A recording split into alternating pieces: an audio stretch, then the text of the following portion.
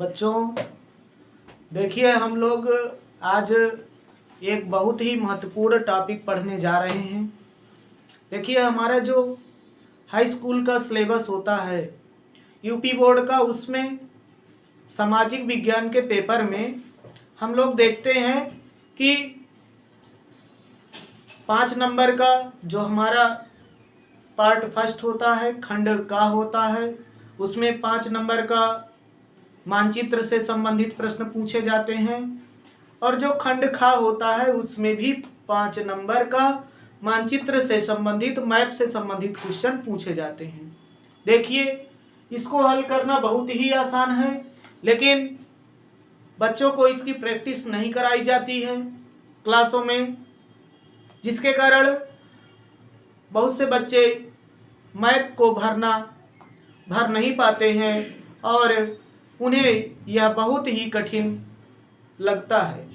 आज हम लोग देखते हैं कैसे हम लोग ये जो 10 नंबर का हमारा ये टॉपिक होता है मानचित्र से संबंधित, हमें 2 मैप मिलते हैं, एक खंड का जिसमें 5 क्वेश्चन दिए होते हैं।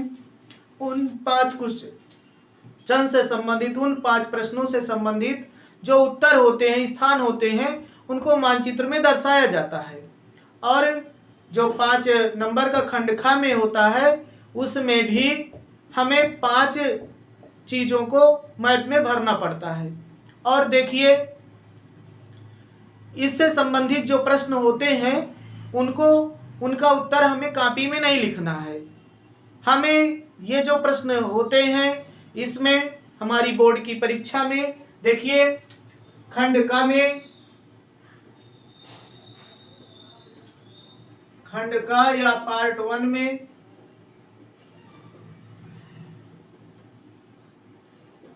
5 क्वेश्चन होंगे और खंड खा में भूगोल से संबंधित यानी कि पार्ट 2 में 5 नंबर का प्रश्न हो। तो इस तरह से ये जो 10 नंबर के प्रश्न हैं, हमें इनको बहुत ही आसानी से 5 मिनट में हम 10 नंबर का क्वेश्चन हल कर सकते हैं।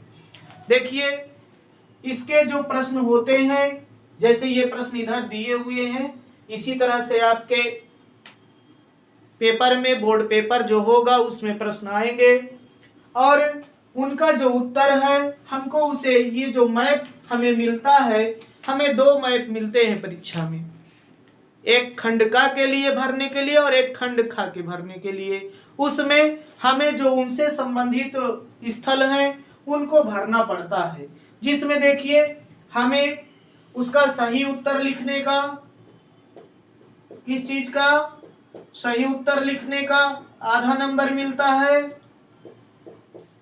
लिखने का 1/2 नंबर, और सही स्थान दर्शाने का, यानी कि वो स्थान कहां पर है, सही स्थान दर्शाने का 1/2 नंबर मिलता है। तो इस तरह से एक प्रश्न 1 नंबर का होता है। मान लीजिए अगर हमें उदाहरण के लिए ये दिया है प्रश्न, वह स्थान जहां महात्मा गांधी का जन्म हुआ था, ठीक है, ये प्रश्न है, तो इसका हमें उत्तर आ रहा है पोरबंदर में जन्म हुआ था।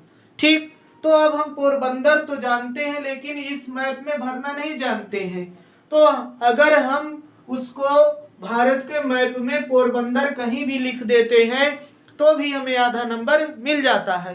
लेकिन अगर हम पोरबंदर, हमें पता है कि गुजरात में है और हम गुजरात राज्य को जानते हैं, तो हम उसे पोरबंदर को गुजरात में दर्शा देते हैं। तो इस तरह से हमारा जो उत्तर है वो भी सही है और हमने जहां पर दर्शाया है वो भी सही है, तो हमें उसका 1 नंबर पूरा का पूरा मिल जाता है। और देखिए हम लोग जो ये आज प्रश्न मानचित्र से संबंधित प्रश्न दिए गए हैं उनको आज हम इतिहास के टॉपिक में जो आते हैं, जो हमारा पाठ 2 हमारा दिया गया हमारे सिलेबस में, जो हमारा राष्ट्रीय आंदोलन से संबंधित है, स्वतंत्रता आंदोलन से संबंधित है, जो हमारा चैप्टर 2 है, उससे संबंधित जो महत्वपूर्ण प्रश्न हैं आज हम लोग उनको देखते हैं, कैसे वो प्रश्न आते हैं परीक्षा में और उनको हमें कैसे मैप में दर्शाना होता है। देखिए मैप में हमें सबसे पहली चीज मैप भरने के लिए हमें ये सीखना होगा, ये जानना होगा कि हमारे भारत के मैप में कौन सा राज्य कहाँ पर स्थित है। हम मैप की प्रैक्टिस करें, मैप हमारे पास हम खरीद लें, मैप को रख लें अपने पास, उसको जहाँ स्टडी करते हैं उसको दीवार में वहाँ पर चिपका लीजिए कि जिससे जब भी आप देखें तो आपको उस पर नज़र पड़ जाए। जब भी आप पढ़ने बैठे तो आपको बिना किसी परेशानी के, बिना किसी अलग से समय दिए आपको मैप की जानकारी हो जाएगी कि कौन सा राज्य कहाँ पर स्थित है और उनकी राजधानियाँ क्या है, उनके मुख्य नगर क्या है। इतनी चीज आप लोग देख लीजिए और उनको अपने दिमाग में बैठा लीजिए कि कौन सी जगह भारत के मैप पर कहाँ पर है, कहाँ पर स्थित है वो स्थान। ठीक है, और आइए हम लोग ये जो प्रश्न दिए गए हैं इनको हम लोग देखते हैं कि मैप में कैसे हमको दर्शाना होता है और कैसे। जैसे हमारा ये दिया गया है 1 से लेकर के 5 तक प्रश्न आपके उसमें होंगे। ठीक है, एक पार्ट में केवल 5 प्रश्न होते हैं, उनसे संबंधित जो स्थल होते हैं उनको हम दर्शाते हैं। तो इस तरह से हम देखते हैं कि पहला जो प्रश्न हमारा है, प्रश्न 1, वह स्थान जहां महात्मा गांधी का जन्म हुआ था। ठीक है, हम लोग जानते हैं कि महात्मा गांधी का जन्म कहां पर हुआ था, पोरबंदर। पोरबंदर कहां है, गुजरात में है। देखिए ये यहाँ पर हम लोग इसको दर्शाते हैं। यहाँ पर ऐसा जो मैप होता है उसमें दिया रहता है कि निम्न प्रश्नों से संबंधित स्थलों को ऐसा चिन्ह बना करके, ऐसा कुछ चिन्ह बनाने के लिए दिया रहेगा और चिन्ह बना करके नाम लिख करके दर्शाइए। ऐसे प्रश्न मानचित्र का होता है कि मानचित्र से संबंधित निम्नलिखित प्रश्नों के से संबंधित स्थलों को ऐसा चिन्ह बना करके नाम लिख करके दर्शाइए। तो हम लोग देखते हैं कि पोरबंदर हमें मिल गया कि पोरबंदर में हुआ था। हम लोग देखिए पोरबंदर यहाँ पर दर्शा देते हैं। ठीक है, ये हमारा हो गया। एक भी मिनट हमारा इसको प्रश्न को हल करने में नहीं लगा और हमारा 1 नंबर तैयार हो गया। इस तरह से हम लोग अगला प्रश्न देखते हैं कि वह स्थान जहां महात्मा गांधी ने साबरमती आश्रम की स्थापना की थी। तो इसमें देखिए स्थान भी दिया हुआ है, हमें याद करने की भी कि उसका उत्तर क्या होगा। हमें पता चल गया कि साबरमती में स्थापना की थी आश्रम की उन्होंने। तो साबरमती अहमदाबाद में स्थित है, गुजरात में, और वो यहीं पर पोरबंदर के पास में ही यहाँ पर हम लोग देखते हैं कि ये हमारी कौन सा जगह, साबरमती हम लोग दिखा देते हैं। ठीक है, उसके बाद देखते हैं वह स्थान जहां एनी बेसेंट ने हिंदू कॉलेज की स्थापना की थी। देखिए ये स्थान आपका होगा वाराणसी, जिसे हम बनारस के नाम से भी जानते हैं। ठीक है, कहां पर किया था वो हिंदू कॉलेज की स्थापना एनी बेसेंट ने, श्रीमती एनी बेसेंट ने कहां पर किया, बनारस में। और देखिए वाराणसी हमारे उत्तर प्रदेश में है और हमारा उत्तर प्रदेश का जो ये भाग है ये यहाँ पर है, ये लगभग इतने पर है। तो हम लोग देखते हैं कि वाराणसी हमारा यहाँ पर आएगा, हम लोग भर देते हैं वाराणसी। ठीक है, हमने 3 प्रश्नों का उत्तर दे लिया। देखिए कितने कम समय में हमारा 3 नंबर का प्रश्न हो गया। उसके बाद देखिए यही जो है हिंदू कॉलेज जिसकी स्थापना एनी बेसेंट ने किया, यही कॉलेज बाद में बीएचयू बन गया। ठीक है, क्या बन गया, बीएचयू, बनारस हिंदू विश्वविद्यालय, बनारस यूनिवर्सिटी जो है जिसका मदन मोहन मालवीय ने स्थापना किया, वही हिंदू कॉलेज क्या बन गया, बीएचयू, यानी कि बनारस हिंदू विश्वविद्यालय। ठीक, तो ये देखिए अगला फिर प्रश्न है, वह स्थान जहां भारतीय राष्ट्रीय कांग्रेस की स्थापना हुई थी। यानी कि कांग्रेस की स्थापना कहाँ पर हुई थी और किसने किया? जो भारतीय राष्ट्रीय कांग्रेस है उसके संस्थापक ए.ओ. ह्यूम थे। उन्होंने 1885 ईस्वी में भारतीय राष्ट्रीय कांग्रेस की स्थापना मुंबई, पहले उसका नाम बम्बई था, अब उसका नाम हो गया है मुंबई। मुंबई हमारा कहाँ पर है? ये यहाँ पर हमारा मुंबई, यहाँ पर, ये यहाँ पर है मुंबई, हम लोग भर देते हैं।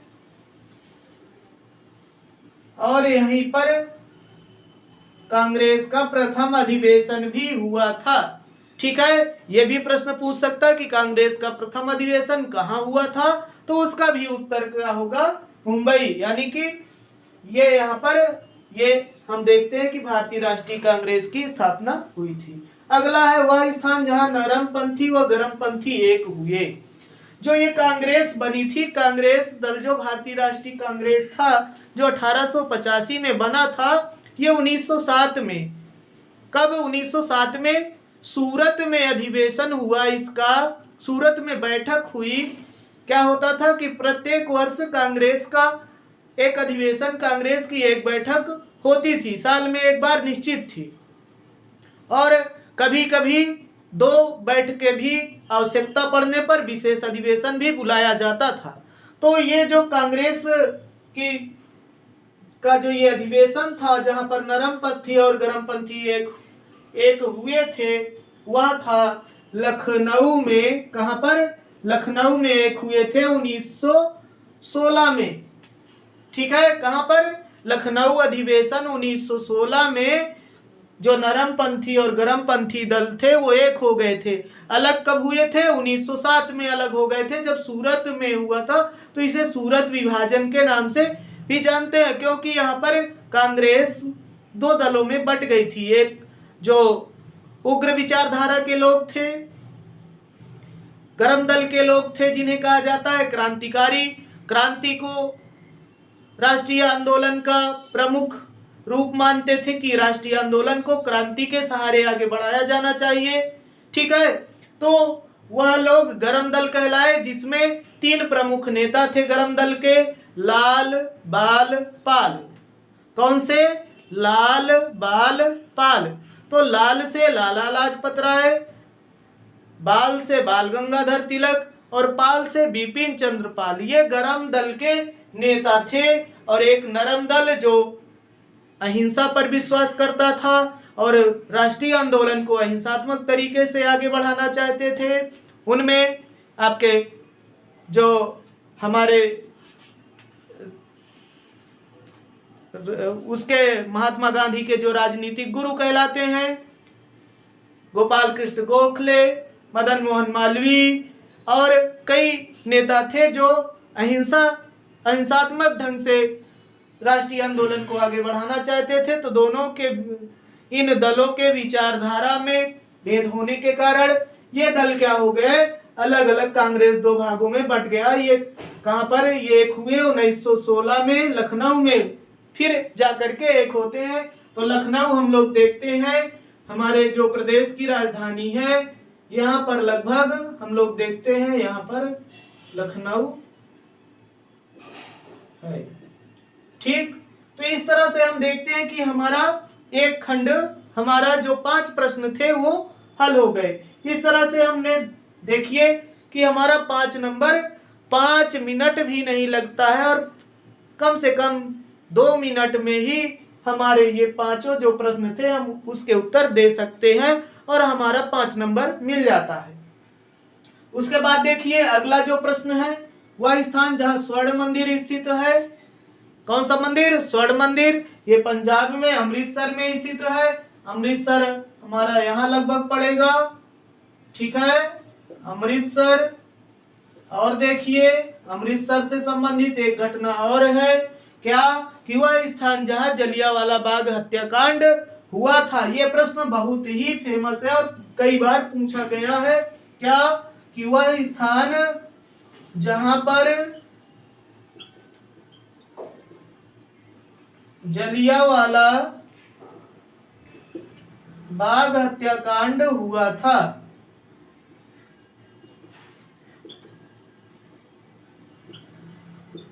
तो इसका उत्तर भी क्या होगा, अमृतसर होगा। तो ये देखिए अमृतसर यहाँ पर है, हम उसको दर्शा देंगे। उसके बाद अगला है प्रश्न 7 में दिया 1907 में कांग्रेस का विभाजन हुआ। तो अभी हम लोग इसके पहले हम लोग इसका डिस्कस कर चुके हैं कि कांग्रेस का विभाजन 1907 में कहां पर हुआ, सूरत में। नरम दल और गरम दल के रूप में कांग्रेस दो भागों में बट गई थी। तो सूरत कहां पर है आपका, ये सूरत महाराष्ट्र में, ये यहाँ पर हम लोग दर्शा देते हैं सूरत। उसके बाद देखिए 1927 में साइमन कमीशन के बहिष्कार का प्रस्ताव कहां पर पारित किया गया था। 1927 में एक कमीशन आया हुआ था अंग्रेजों का, अंग्रेज सरकार ने, ब्रिटेन की सरकार ने भेजा था भारत में, जिसका नाम था साइमन कमीशन, जो जिसके अध्यक्ष लॉर्ड साइमन थे, इसलिए उसका नाम साइमन कमीशन पड़ा। और इसमें सभी सदस्य जो इसके थे वो अंग्रेज थे, एक भी भारतीय को इसमें शामिल नहीं किया गया था, इसलिए इसे व्हाइट कमीशन के नाम से भी जानते हैं। और इसका विरोध करने के लिए, बहिष्कार का प्रस्ताव पास करने के लिए अधिवेशन जो कांग्रेस का हुआ वो 1927 में वो मद्रास में हुआ था। मद्रास अब उसका नाम चेन्नई हो गया है, कहां पर, मद्रास में हुआ था। और मद्रास कहां पर है हमारा, तमिलनाडु की जो राजधानी यहाँ पर, ये मद्रास हमारा हो गया। उसके बाद देखिए मद्रास कहिए चाहे चेन्नई कहिए, चेन्नई अब उसका नाम हो गया, पहले उसका नाम मद्रास था। उसके बाद देखिए कांग्रेस ने होम रूल लीग का प्रस्ताव कहां पर पास किया था, किसने, कांग्रेस ने होम रूल लीग का प्रस्ताव कहां पर पास किया था। यह इसका भी उत्तर कहां पर होगा, मद्रास होगा, मद्रास में, यानी कि मद्रास या चेन्नई में ही किया था। तो ये हम देखते हैं कि मद्रास या चेन्नई यहाँ पर हम दर्शा देते हैं। उसके बाद देखिए वह स्थान जहाँ चंद्रशेखर आजाद ने आत्म बलिदान किया था, यानी कि चंद्रशेखर आजाद अंग्रेजों से लड़ते हुए कहां पर मारे गए थे। बहुत ही हमारे प्रयागराज का बहुत ही फेमस स्थान है, जिसे हम चंद्रशेखर आजाद पार्क या कंपनी बाग के नाम से जानते हैं। वहां पर चंद्रशेखर आजाद पार्क कहां पर, प्रयागराज में है। तो हम इस स्थान का नाम लिखते हैं प्रयागराज, हमारा यहाँ पर हम दर्शा देते हैं, ठीक है। उसके बाद देखिए वह स्थान जहां गांधी जी ने नमक कानून तोड़ा था, ठीक है, कहां पर, वह स्थान जहां पर गांधी जी ने, महात्मा गांधी ने क्या किया था, नमक कानून तोड़ा था। दांडी, दांडी मार्च के नाम से फेमस है। और दांडी कहां पर है, दांडी यहां पर गुजरात में, दांडी, दांडी में पहुंच करके उन्होंने नमक कानून को तोड़ा था। नमक बना करके, बिना टैक्स दिए हुए नमक कानून बना करके उन्होंने नमक कानून को तोड़ा था। और यहीं से देखिए एक और होता है, इसी पर एक प्रश्न बनता है कि किस स्थान से सविनय अवज्ञा आंदोलन को गांधी जी ने प्रारंभ किया था। जिस दिन इन्होंने नमक कानून को तोड़ा, वहीं से, यही दांडी से ही सविनय अवज्ञा आंदोलन प्रारंभ होता है। तो एक प्रश्न ये भी बनता है कि गांधी जी ने सविनय अवज्ञा आंदोलन का प्रारंभ कहां से किया था। गांधी जी ने सविनय अवज्ञा आंदोलन का प्रारंभ कहां से किया था। तो क्या आंसर आएगा, दांडी से, ठीक है, दांडी। उसके बाद देखिए वह स्थान जहां सरदार पटेल ने किसानों के लिए सत्याग्रह किया था। सरदार वल्लभ भाई पटेल ने किसानों के लिए, किसानों जो टैक्स वहां पर अंग्रेजी सरकार ने बढ़ा दिया था, उस टैक्स का विरोध करने के लिए सरदार पटेल ने वारदोली नामक स्थान पर, कहां पर, वारदोली,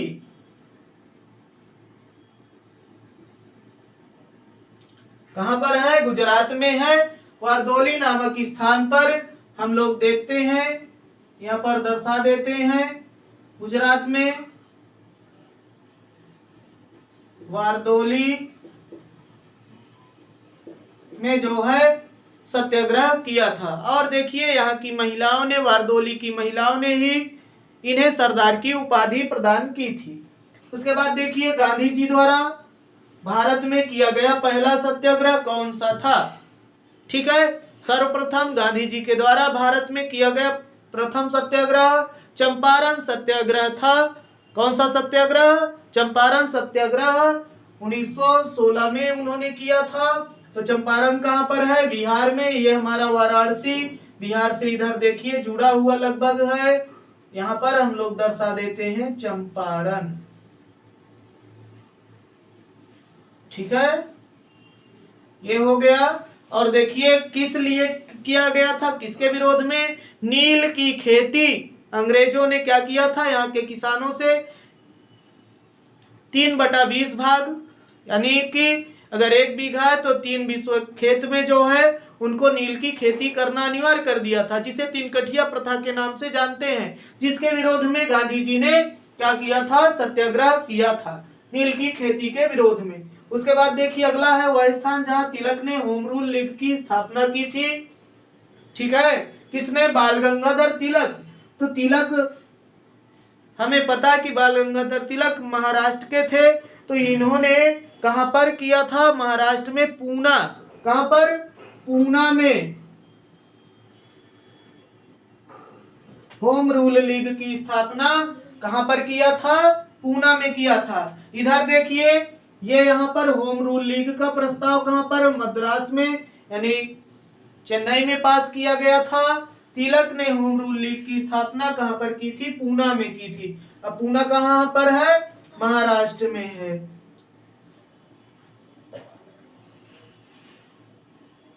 पूना या पुणे, ठीक है, पूना को पुणे के नाम से भी जानते हैं। अगला बात देखिए है वह स्थान जहां 1942 में भारत छोड़ो आंदोलन का प्रस्ताव पारित किया गया था। क्या है वह स्थान जहां पर 1942 में कांग्रेस ने भारत छोड़ो आंदोलन का प्रस्ताव पारित किया था? ये मुंबई, यानी बंबई, बंबई या मुंबई। ठीक है, कहां पर किया था? ये हमारा बंबई, मुंबई कहां पर है? ये यहाँ पर है। ठीक है, पहले बंबई नाम था, अब क्या हो गया है? मुंबई हो गया है। तो इस तरह हम देखिए कितनी आसानी से हम लोग ये प्रश्न हम लोग हल कर लेते हैं और बहुत ही कम समय में हमारे ये जो मानचित्र से संबंधित प्रश्न होते हैं हम उनको भर सकते हैं और उनको हल कर सकते हैं और हम एक अच्छा स्कोर कर सकते हैं। ठीक है बच्चों, आप लोग मैप की प्रैक्टिस करिए, मैप अपने पास रख लीजिए और उसको अपने स्टडी रूम में अपने पास में उसे लगा लीजिए और उसको देखते रहिए, जिससे जो प्रमुख शहर हैं, प्रमुख नगर हैं और राजधानियां हैं, कौन सा राज्य कहाँ स्थित है, इनसे हम लोग आप लोग उसको देखते रहिए। धन्यवाद।